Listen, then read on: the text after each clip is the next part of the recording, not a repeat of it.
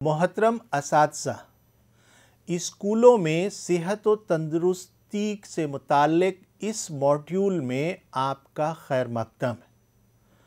आज हम इस मॉड्यूल के बारे में मालूम करेंगे। जैसा कि हम सब जानते हैं कि सेहत बहुत अहम है। कोविड-19 की इस वबा ने हमें इस हकीकत से आशना किया है कि हर शख्स को सेहत के मुख्तलिफ पहलुओं के बारे में मालूमात होनी चाहिए। नीज़ इसे सेहतमंद ज़िंदगी गुजारने के इक़दामात करने चाहिए। इस मॉड्यूल में मजमूई सेहत व तंदुरुस्ती के तसव्वुर पर तवज्जो मरकूज़ की गई है। आम तौर पर हम ये जानते हैं कि सेहत बीमारियों की अदम मौजूदगी से कहीं ज़्यादा अहमियत की हामिल होती है और ये सिर्फ जिस्म तक ही महदूद नहीं है, बल्कि इसकी मुख्तलिफ सिमतें हैं, जैसे समाजी और जज्बाती। इसके अलावा अपने आप को और अपने बच्चों को सेहतमंद रखने और मुस्तक़बिल के तय तैयार करना शामिल हैं। हमें इस बात से भी वाकिफ़ होना चाहिए कि ये हर एक बच्चे का हक़ है। इसे मजमूई इर्तक़ा और फ़रोग़ के लिए मौक़े फ़राहम करे जाने चाहिए। इसीलिए मजमूई इर्तक़ा और फ़रोग़ के लिए मौक़े फ़राहम कराए जाने चाहिए ताकि इसकी इस्तिताअत को समझा जा सके। इंसानी नशोनुमा और फ़रोग़ के लिए इसके इब्तदाई बरस इंतहाई अहमियत के हामिल होते हैं। अगर तमाम उम्र के ग्रुप के लिए सेहत एक अहम मकसद है, तो दूसरी जानिब बच्चों की सेहत व तंदुरुस्ती में सरमाया कारी भी बहुत अहम होती है, क्योंकि इसकी लागत कम आती है और इसके बहुत सारे फ़ायदे हैं। बच्चों की ज़्यादा से ज़्यादा जिस्मानी और नफ्सियाती इर्तक़ा और फ़रोग़ के लिए बचपन के साल बुनियादी होते हैं। हिंदुस्तान में 18 बरस की उम्र के ग्रुप के बच्चे मजमूई आबादी के 39% हैं, जिनकी तादाद 47 करोड़ है।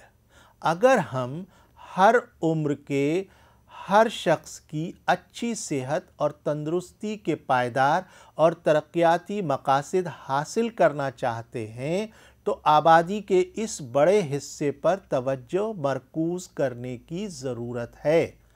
इस मॉड्यूल में नशो नुमा और तरक्की के मुख्तलिफ मराहिल की तशरीह की गई है, जिनमें नशो नुमा से मुताल्लिक मामलात पर ज़्यादा तवज्जो मरकूज़ की गई है।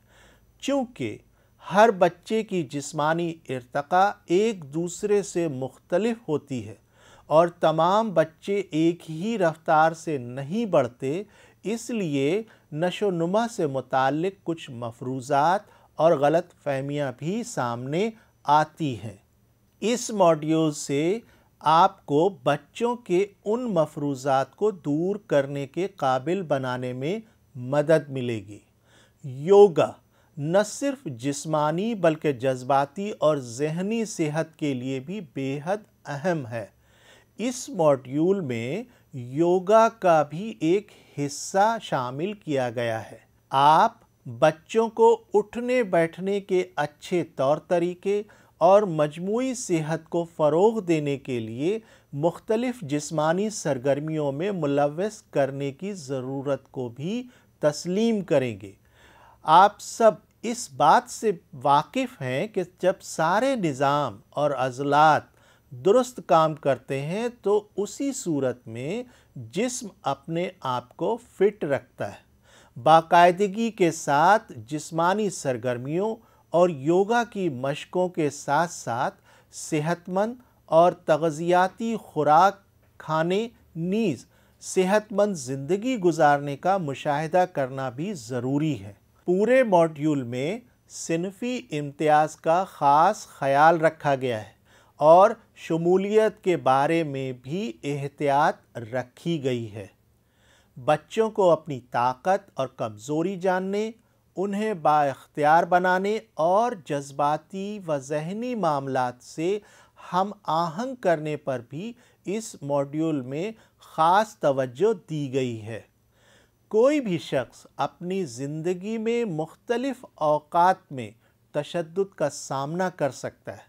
تشدد اور پامالی، جذباتی تشدد، جنسی، جسمانی ایذا، غنڈہ گردی وغیرہ کی شکل میں ہو سکتی ہے۔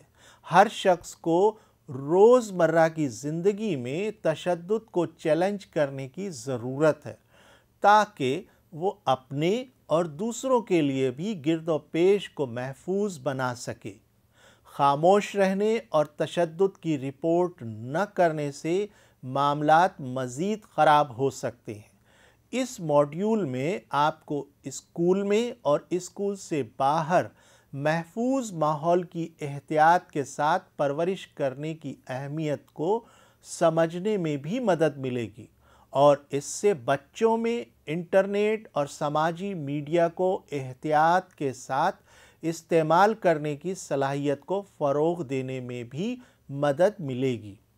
بحیثیت استاد آپ اس طرح کے سوالات پوچھ سکتے ہیں: کیا ہمیں صحت اور تندرستی کے لیے علیحدہ سے کلاس روم کی ضرورت ہے، یا اسے سائنس، سماجی سائنس اور زبانوں کے مختلف اطرافی شعبوں کے مواد اور تدریس کے ساتھ مربوط کیا جا سکتا ہے؟ آپ یہ بھی سوچ سکتے ہیں کہ صحت و تندرستی سے متعلق زندگی کی مختلف مہارتوں کو کس طرح فروغ دیا جائے۔ جیسے جیسے آپ اس موڈیول میں آگے بڑھیں گے، اسی طرح کے اور دیگر مختلف سوالات کے جواب بھی دیے جائیں گے۔